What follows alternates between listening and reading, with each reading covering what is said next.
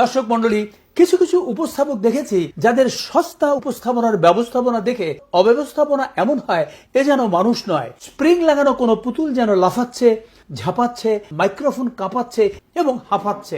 এবারে তেমনই একজন লম্ফ ঝম্প চিৎকার সর্বস্ব উপস্থাপকের সাক্ষাৎকার।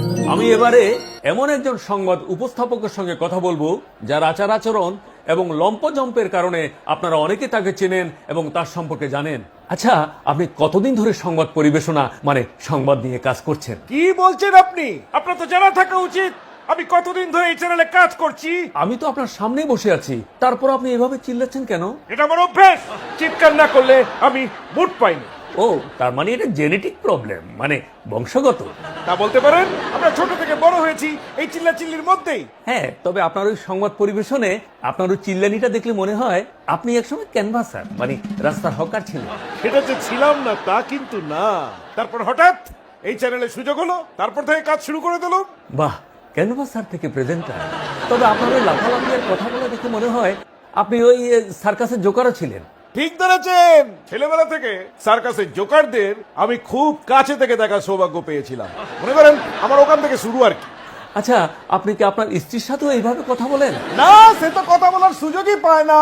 ওই যে বললাম পারিবারিক শিক্ষা। আমার বাবার মতো স্ত্রী যখন এক ধাপ চড়ায় আমি তখন দুই ধাপ চড়াই, আর স্ত্রী তখন ডরায়। আপনার জীবনের দুঃখ কি? আমি যখন দুঃখের কথা বলি তখন লোকজন হাসে, হাসির কথা বললে লোকজন উত্তেজিত হয়ে যায়, আবার উত্তেজনার কথা বললে তখন মারতে আসে। কোনো কিছুই তাদেরকে বিশ্বাস করাতে পারি না, ব্যর্থ হই। তাহলে এবারে আমরা আপনার একটু যে উপস্থাপনার অভিনয় দেখবো। নিশ্চয় নিশ্চয়। এই যে দেখুন, এই মুহূর্তের ব্রেকিং নিউজ কি দেখাচ্ছে ওরা। হ্যাঁ, আমাদের দেশের বিরুদ্ধে কি বলছে। আপনাদের সবাইকে বলছি, আপনারা দেখুন, আমি কিছু বলবো না। ও ও আর থাকবে না, আর থাকবে না।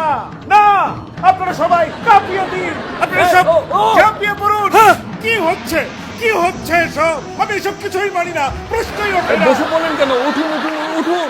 আর এভাবে লাফাবেন না, বেশি লাফালাফি করলে আবার পা ভেঙে যেতে পারে, বুঝতে পেরেছেন? আর শুনুন, গুজব ছড়াবেন না। আপনার এই সমস্ত গুজবে কেউ কান দেয় না।